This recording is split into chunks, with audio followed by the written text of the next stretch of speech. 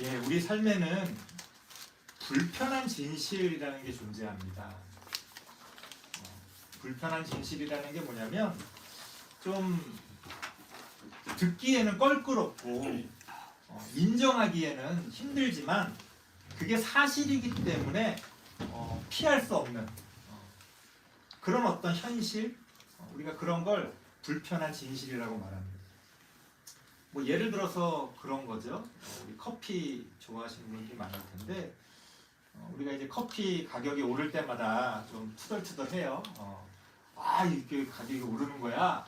이렇게 이야기하는데 우리가 그렇게 그래도 나름 저렴하게 즐기는 그런 커피가 그 커피를 생산하는 그 좀 어려운 나라에서는 굉장히 그런 노동력 착취가 이뤄진다고 합니다. 특히 아동들의 노동력을 착취한다고 해요. 그래서 어린아이들까지 그 커피 콩을 재배하고 수확하는 데 나가가지고 굉장히 저임금에 적은 그런 어떤 임금을 받고 그런 노동을 한다고 합니다. 그래서 이제 그거를 좀 이제 그러면 그들에게도 정당한 이렇게 좀 보상을 주고 이렇게 하자. 그러면 이제 커피 가격이 또 오르니까 또 그건 싫잖아요. 그러니까 이런 게 이제 좀 불편한 진실이죠. 커피를 먹을 때마다 좀 잊어버리고 싶은 우리가 그런 것을 불편한 진실이라고 말합니다. 우리 기독교 신앙에도 불편한 진실이 있어요. 뭐 여러 가지 많은 예민한 이야기들을 할 수 있겠습니다만 오늘은 그 중에 가장 대표적인 한 가지를 말씀드리려고 해요. 그게 뭐냐면 십자가예요. 십자가. 우리 기독교는 십자가의 종교 아닙니까? 그런데 십자가라는 것 자체가 참 부담스러운 거예요. 성경에서는 우리에게 너희의 십자가를 져라 이렇게 이야기를 해요. 십자가를 진다는 건 뭐예요? 굉장히 고통스럽고 외면하고 싶은 그러한 현실이죠. 우리는 예수를 믿는다고 하면서도요, 그 예수의 십자가에 대해서는 뭔가 좀 불편해하는 그런 것들이 있어요. 그 십자가가 상징하는 게 있잖아요. 그 십자가가 우리에게 이야기해주는 불편한 진실이 있단 말이에요. 그게 뭐예요? 우리의 삶에는 십자가가 존재한다. 무슨 이야기입니까? 우리가 어쩔 수 없이 겪을 수밖에 없는 고난이 우리의 삶에는 있을 수밖에 없다는 거예요.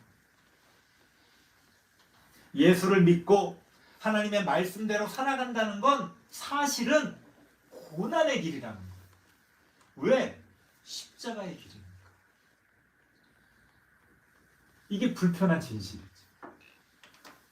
우리는 예수를 믿으면서도 고난은 안 당하기를 바랍니다.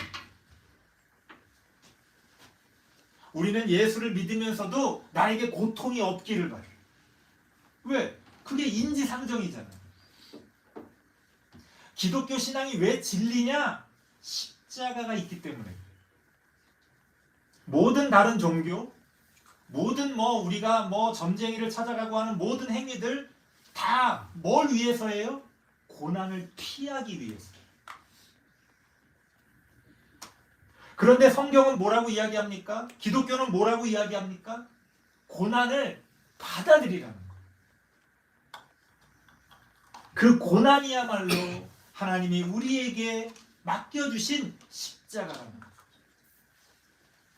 이게 우리 기독교 신앙의 불편한 진실입니다. 엄연한 진리지만 우리가 꺼내놓고 이야기하면은 서로 불편하고 부담스러운 그런 이야기. 그리고 그 고난은요, 우리를 약하게 만들어요. 누군가는 그렇게 이야기합니다. 아니다. 고난이 우리를 더 강하게 만든다. 거기에 대해서는 이따 또 다른 의미로 설명을 드리겠습니다만 우리가 불편한 짓을 이야기했잖아요. 인정해야 하는 것은 고난은 우리를 약하게 만든다. 병에 걸리면 우리의 몸이 약해지지요. 어려움을 겪을수록 우리의 마음이 약해집니다. 그게 사실이고 현실이에요. 자꾸만 기독교 신앙 안에서 그런 것들을 부정하려는 사람들이 있어요. 그리고 그런 걸 부정하는 게 신앙인 줄 아시는 분들이 있어요. 그러니까 내가 지금 고난을 당하는데 마치 괜찮은 것처럼 이렇게 내가 고난을 당하지만 괜찮아야 되는 것처럼 이렇게 그렇지 않다는 거예요. 고난은요 괜찮지가 않아요. 고난은 우리를 넘어뜨립니다. 우리를 무너지게 합니다. 우리를 약하게 만들어요. 그게 현실이라는 거예요. 우리가 인정할 수밖에 없는 불편한 진실이라는 겁니다. 그럼에도 불구하고 그러면 성경이 우리에게 이야기하는 것은 무엇이냐? 우리에겐 그저 그러한 고난뿐인 것이냐? 그렇지 않다라고 성경은 이야기합니다. 16절 말씀을 같이 한번 읽어보겠습니다. 16절입니다. 시작. 그러므로 우리가 낙심하지 아니하노니 우리의 겉사람은 낡아지나 우리의 속사람은 날로 새로워지도다. 무슨 얘기예요? 고난이 우리를 약하게 만들고 고난이 우리를 넘어뜨리고 고난 때문에 내가 힘들고 그렇게 어려울지라도 내가 낙심하지 않는다. 왜? 비록 그 고난이 우리의 겉사람은 낡아지게 만들지만 우리의 겉사람은 약하게 만들지만 반대로 우리의 속사람은 날로 새로워진다는 거예요. 이게 기독교 신앙의 진리고 하나님이 우리에게 가르쳐 주시는 삶의 신비입니다. 우리의 겉사람은 비록 약해지고 낡아지지만 우리의 속사람은 반대로 날마다 새롭게 성장하고 성숙해져 갈 수 있다는 거예요. 사실 아무리 우리가 건강 관리를 하고 건강하게 산다고 해도요, 결국 100세 살면 아무리 건강한 사람도 약해지고 낡아지고 결국 죽을 수밖에 없는 게 우리의 현실이에요. 우리는 천년 만년 살 것처럼 그렇게 아둥바둥하지만 결국은 우리는 우리의 겉사람은 낡아지고 사라질 수밖에 없는 거예요.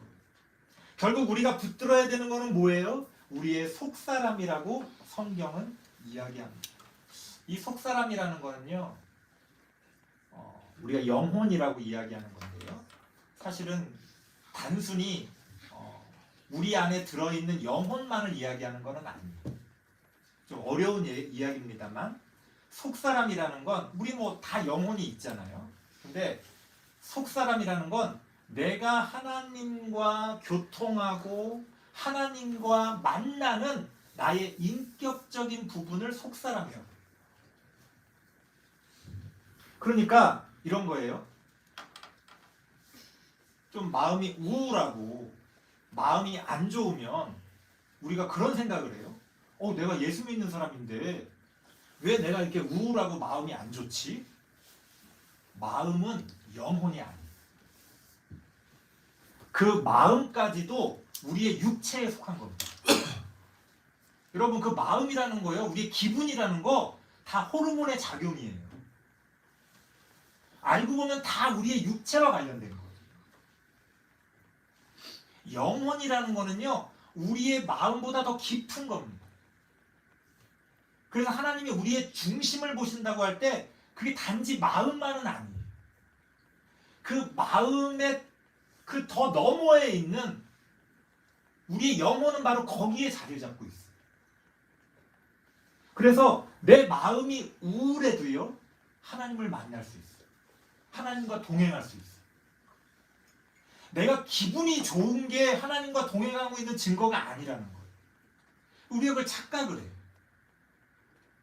그래서 자꾸 내 기분을 이렇게 좋게 하고 뭔가 막 기쁨이 넘치고 이래야 내가 뭔가 신앙생활을 잘하고 내가 성령 충만하고 그런 거구나. 아니요, 전혀 그렇지 않아요. 성경을 보면 사도 바울이 계속 고난을 당하잖아요.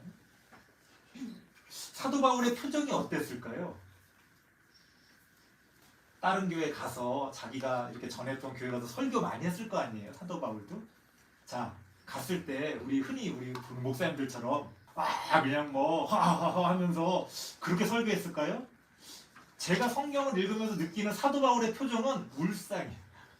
그 고난에 찌든 그 복음을 전하기 위해 하루하루 목숨을 걸고 살아가는 그 사도 바울이 오늘날 우리가 흔히 보는 그런 목사님들의 모습처럼 팔자 좋은 그런 얼굴이었을까? 아니었을 거예요.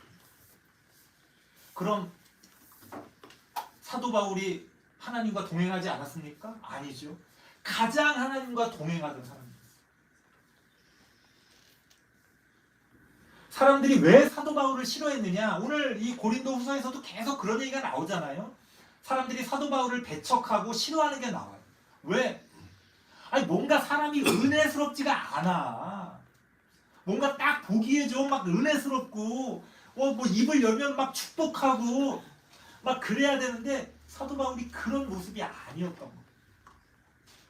항상 육체의 가시 때문에 고통 때문에 항상 얼굴을 찡그리고 있는 그 사도 바울의 모습을 저는 떠올려 봅니다. 아마 오늘날 우리가 그런 사람을 본다면 저 사람은 하나님이 함께 하시는 분이 아닌 것 같아. 이렇게 생각했을 거예요. 유대인들도 그렇게 생각했어요. 아니 십자가를 지는 메시아? 아니 그런 메시아가 어딨어. 유대인들은 예수님을 믿을 수가 없었어요. 십자가에서 죽으신 메시아라니 이 무슨 말이 안 되는 이야기입니까? 메시아는 영광 중에 우리에게 와야 돼요. 고난을 겪는 그리스도인? 오늘날 우리는 그것을 용납하지 못합니다. 내가 아프고 내가 연약하고 내 마음이 지금 무너져 있는데 내가 여전히 하나님과 함께 할 수 있는가? 성경은 함께 할 수 있다라고 이야기합니다. 내 그런 기분과 마음을 넘어서서 내가 하나님과 교통하고 여전히 하나님을 붙들고 있는 나의 어떤 그 믿음, 바로 그것이 우리의 속사람이에요. 바로 그 속사람은요, 나의 고난, 나의 그 무너지는 마음과 오히려 반비례해서 날로 날로 새로워진다고 성경은 이야기합니다. 그게 우리의 소망이고요. 그게 우리의 비전이에요. 고난을 다 치워버리는 게 우리의 소망이 아니라 그러한 고난 가운데서도 오히려 그 고난 때문에 우리의 속사람이 날로 날로 새로워진다는 거예요.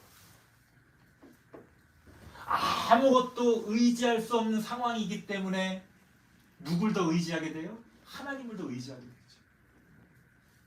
그럼 우리의 겉사람은 그저 맨날 고난만 당해야 되는 것이냐? 그렇지 않다라고 성경은 또 이야기합니다. 17절 말씀 같이 한번 읽어볼게요. 17절입니다. 시작.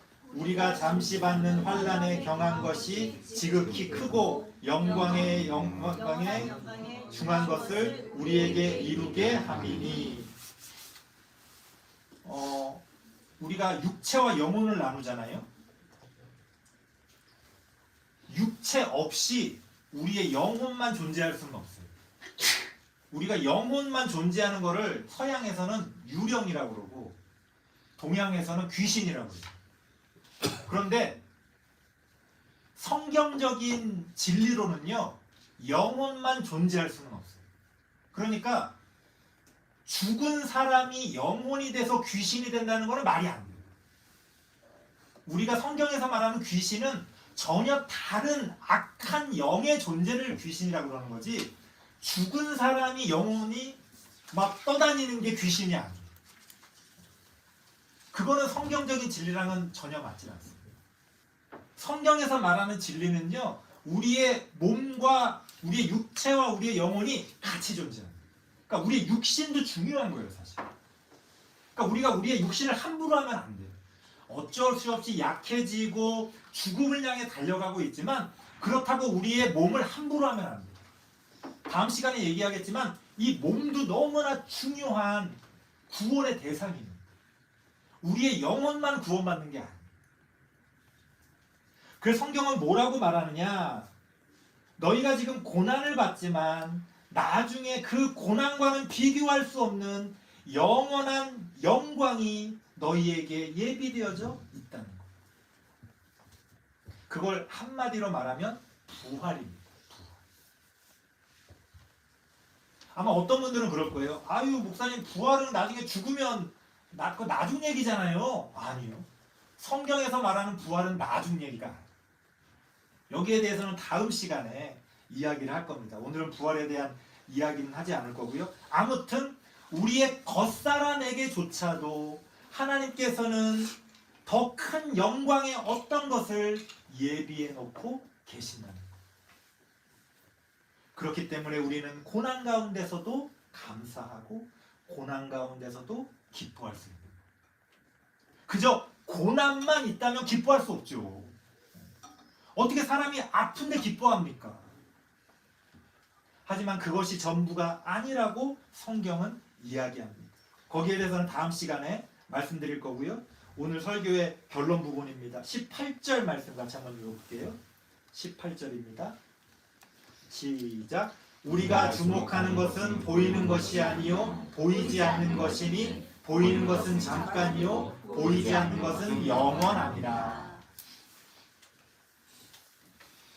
겉사람은 눈에 보이는 거죠. 그러니까 우리가 자꾸만 이 겉사람이 나의 전부인 줄 알고 살아갈 때가 많아요. 우리 얼마나 외모 많이 봅니까? 아유, 저 사람 그렇게 안 생겼는데. 그렇게 생겼다는 게 뭐예요?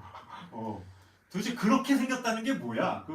맨날 영화나 드라마를 많이 보다 보니까 왜 우리는 좀 나쁜 사람은 좀 나쁘게 생겼어. 뭐가 착한 사람은 착하게 생겼어. 이게 환상이에요. 그런 게 어딨어요. 나쁘게 생긴 게 따로 있고 뭐 나쁘지 않게 생긴 게 따로 있어요.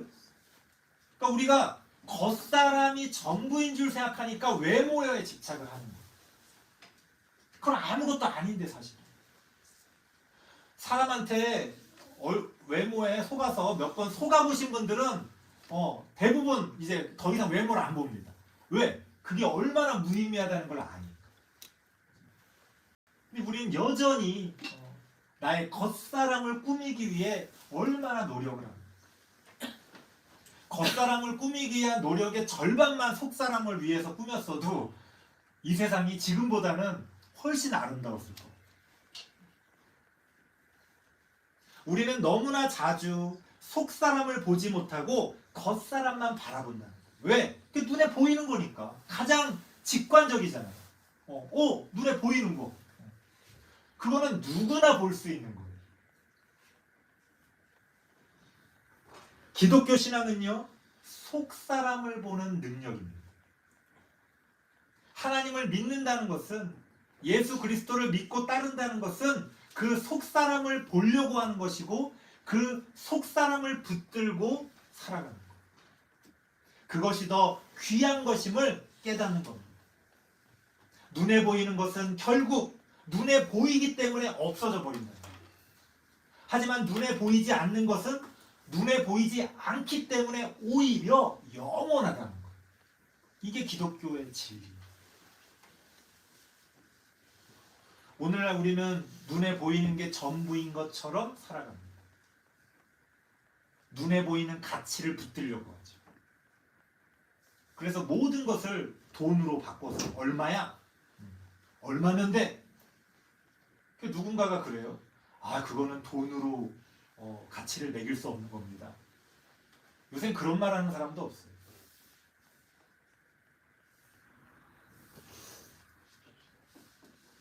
우린 여전히 눈에 보이는 것들을 붙들고 살아간다는 거예요. 하지만 기독교 신앙은요, 우리에게 눈에 보이지 않는 것을 바라봐야 한다고 이야기합니다. 하지만 우리는 그 능력을 잃어버렸습니다. 고난이라는 것은 우리를 눈에 보이는 것으로 끌어당깁니다.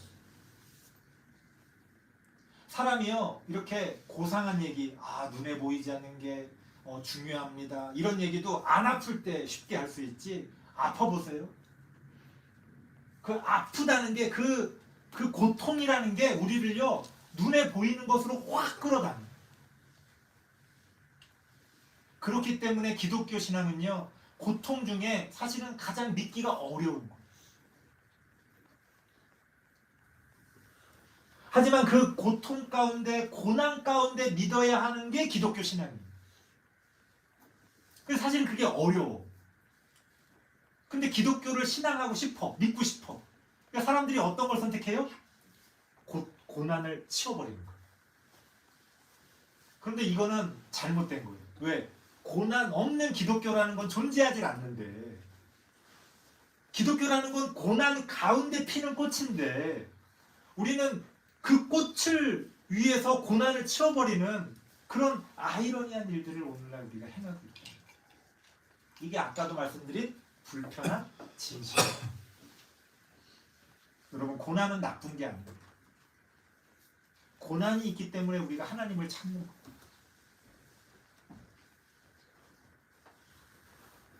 고난 가운데서만 하나님을 찾을 수 있다라고 성경은 이야기합니다. 그 고난이 우리를 눈에 보이는 것으로 끌어당기지만 우리가 그 고난을 통해서 오히려 눈에 보이지 않는 것을 발견할 수가 있다. 속사람이 새로워지는 것은요 믿음의 눈을 통해서만 희미하게 볼 수 있습니다.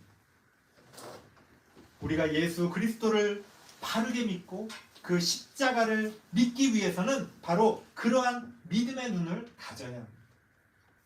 보이는 것은 잠깐이요 보이지 않는 것은 영원함이라. 그 영원한 진리를 보시고 믿으시는 우리 모든 성도님들 되시기를 바랍니다. 기도하겠습니다.